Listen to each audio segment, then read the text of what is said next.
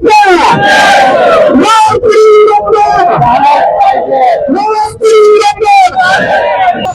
Pandharpur people's party माढ्याचे आमदार अभिजितदादा पाटील यांनी आज महावितरणच्या विरोधात तहसील कार्यालयापाशी जन आंदोलन उभा केलेलं आहे। अनेक शेतकरी बांधव या ठिकाणी उपस्थित झालेले आहेत। अनेक शेतकऱ्यांची मतं हे आपण जाणून घेणार आहोत।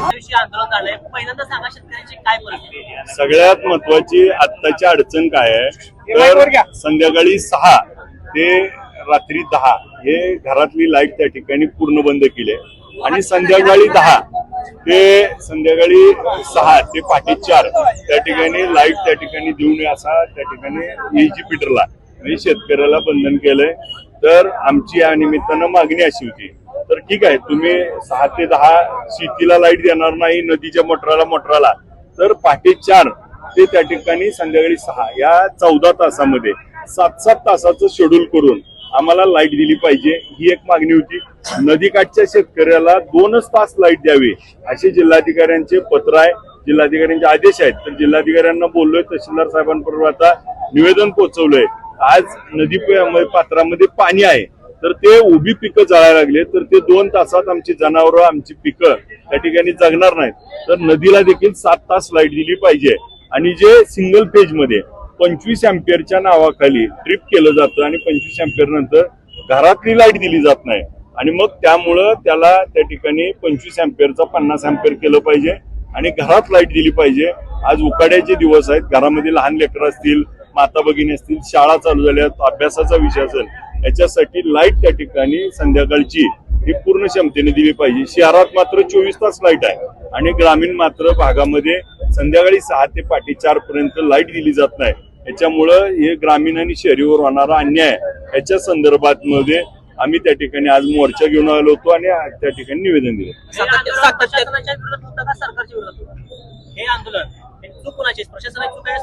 प्रशासनाची पण आहे आणि सरकारची पण आहे। सातत्याने शेतकरी ही आंदोलन करतायत, नंतर अधिकाऱ्यांशी भेटतायत, परंतु कुठलंही ठोस पाऊल उचलले जात नाही किंवा त्यावर निर्णय घेतला तर तुम्ही काय ठोस पाऊल उचलणार? नाही, आम्ही त्यांनी निर्णय ठोस घेतला पाहिजे म्हणून आज आम्ही अल्टिमेट दिलाय की मंगळवार पर्यंत जर हा प्रश्न मार्गी लागला नाही तर बुधवारी सगळ्या सबस्टेशन मध्ये आणि पंढरपूरच्या ऑफिस मध्ये त्या ठिकाणी शेतकरी आमची लोक जातील आणि त्या ठिकाणी कुलप लावतील। जोपर्यंत लाईट चालू होणार तोपर्यंत उठणार नाही। पंढरपूर शहरामध्ये स्मार्ट मीटर बसवण्याचं चालू केलेलं आहे। अनेक लोकांची तक्रारी आहेत की लाईट बिल जास्त येत नाही। सगळ्यात महत्वाचं स्मार्ट मीटर बसवू दिलं नाही पाहिजे ग्राहकांनी, पहिलं काम। आणि स्मार्ट मीटर बसवल्यानंतर एकदा त्या ठिकाणी त्यांच्या हातात जातंय, ते आपल्या हातात राहत नाही। परंतु आपण स्मार्ट मीटरला विरोध केला पाहिजे आणि तो विरोध आपण करत नाही। आणि जेव्हा बसवल्यानंतर आता त्याच्यामध्ये आपल्याकडे जर लाईट बिल जास्त येत असेल, असे काही तक्रारी असतील, तर त्याच्यामध्ये स्पेसिफिक जर तशी माहिती दिली तर उद्याच्या विधानसभेमध्ये अधिवेशनामध्ये याच्यावर सगळ्यावर त्या ठिकाणी आवाज उचलू। त्याच्यावर स्पेसिफिक अशा काही 5-25 शेतकरी आहेत त्या ग्राहकाची तक्रार की बाबा पूर्वी मला लाईट बिल एवढं येत होतं, आता मला लाईट बिल एवढं येतंय, तर तशा स्पेसिफिक तक्रारीवरती विधानसभेमध्ये आवाज उचलू। नाही, बळजबरीने त्यालाच आपला विरोध केला पाहिजे।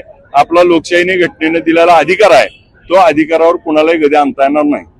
खरं तर तुम्ही शेतकऱ्याशी लढताय म्हणून तुमचं सर्वत्र कौतुक होतंय। आजचा मोर्चा असेल, रोहित पवारांचं आंदोलन असेल, पण आणि दुसरी बाजू बघता तुम्ही भारतीय जनता पार्टीच्या अनेक कार्यक्रमाला किंवा मीटिंगला उपस्थित असल्याचे चित्र बघायला मिळते। नेमकं आव्हानचं चाललंय काय? नाही, मुळामध्ये एक गोष्ट पक्की केली पाहिजे, आपण कोण कुठल्या पक्षाला कशासाठी जातं हे महत्वाचं नाही। महत्वाचं हे आहे की शेतकऱ्यासाठी कोण काय करतं आणि शेतकरी आंदोलन, शेतकऱ्याच्या प्रश्नावरती जोपर्यंत आपण आवाज उचलणार नाही, सामान्य लोकांना काय वाटतंय हे लोकप्रतिनिधीचं काम आहे की प्रशासनापर्यंत शासनापर्यंत पोहोचवणं। आज प्रशासनापर्यंत पोहोचवलंय, उद्या 22 तारखेला अधिवेशनामध्ये शासनापर्यंत पोहोचवणार। आणि मूळ मुद्दा काय आहे, कुठल्याही बैठकीला गेल्यामुळं आमचा शेतकऱ्याचा लढा कधी थांबणार नाही। अधिवेशनाला जाणार आहात, मुख्यमंत्र्यांबरोबर बोलून तोडगा काय काढण्याचा प्रयत्न? नक्की उद्या मी अधिवेशनाला गेल्यानंतर पहिलं मुख्यमंत्र्यांना ह्या लाईटचे सुरळीत करावं म्हणून निवेदन देणार आहे। पहिल्या दिवशी शोक प्रस्ताव असतो, दुसऱ्या दिवशी बोलायला चालू केलं की MSEB वरती या लाईट वरतीच पहिलं औचित्य मांडणार आहे।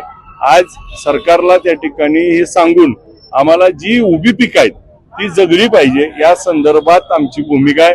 जी उभी पिकं आहेत ती जळाल्यानंतर या लाईटचा पण उपयोग नाही आणि पाण्याचा पण उपयोग नाही. आज नदीपात्रात पाणी आहे आणि ते नदीपात्रातलं पाणी शेतकऱ्यासाठी आहे. आज शेतकऱ्याला पाणी दिलं पाहिजे आणि ते शेतकऱ्याची पिकं जगली पाहिजे हीच भूमिका आमची त्या ठिकाणी आहे. हक्काची लाट हक्काची लाट आमची दाराची मागे बडे आमची दाराची मागे बडे प्रश्न आहे. हा. आता तुम्ही भाषणात उल्लेख केला की रोहित पवारांचा बैठक केल्यावर रोहित पवारांना आणि शेतकऱ्यांना कुठेतरी फसवले गेले का सर? आपण जर बघितलं असेल त्या दिवशीच्या याच्यामध्ये उपोषण सोडताना मी त्या दिवशी नव्हतो, परंतु आपल्या माध्यमात 2 मिनिटं आपण बघितलं तर ते काय होतं तर त्या ठिकाणी मंगळवारी बैठक घेण्याचं आश्वासन दिलं होतं.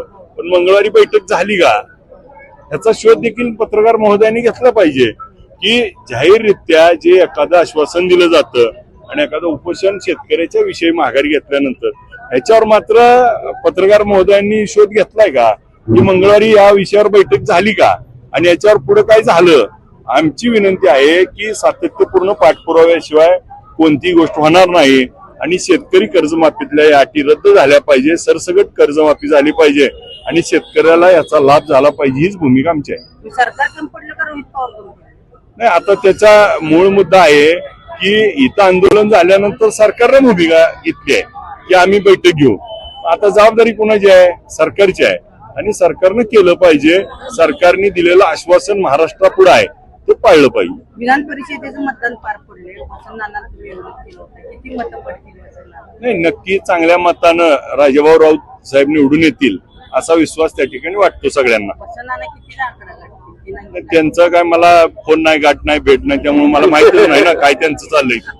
त्यामुळे तुमचेच पक्षी होते. नाही, त्याच्यावर भूमिका अनेक वेळा मांडली का झालं कसं झालं.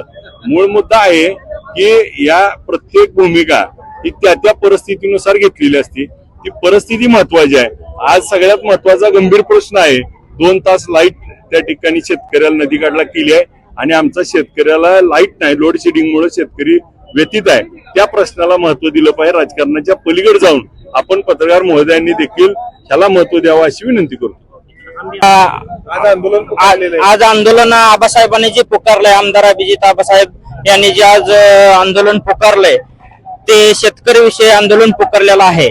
दुसरी गोष्ट म्हणजे शेतकऱ्याची हाताना हात पिकं जळायला लागलेले आहेत आणि पाणी असून ते पाण्याकडे बघायची पाळी आलेली आहे नदीकडे आणि वेळोवेळी लाईट मिळत नाही.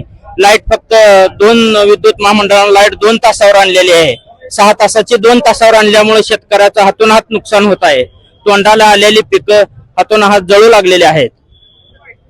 काय सांगाल मागणी काय? अशी मागणी आहे की विद्युत महामंडळाला आबासाहेबांनी दिलेल्या प्रमाण नियमानुसार मंगळवार त्यांना हा वार दिलेला आहे. ह्या मंगळवारपर्यंत व्यवस्थित सुरळीत लाईट करावी, अन्यथा आम्ही तुमच्या ऑफिसला ताला ठोकू, कुलूप लावणार. आम्ही शेतकरी या नात्यानं आम्ही सर्व शेतकरी गोळा होऊन आम्ही कुलूप लावणार. होणार नाही. आपल्याला केंद्रातलं शासन बसलावं लागेल तर ते खालचं सगळं व्यवस्थित होईल. कारण वरच्या ताकदीवर काय पण आणतात.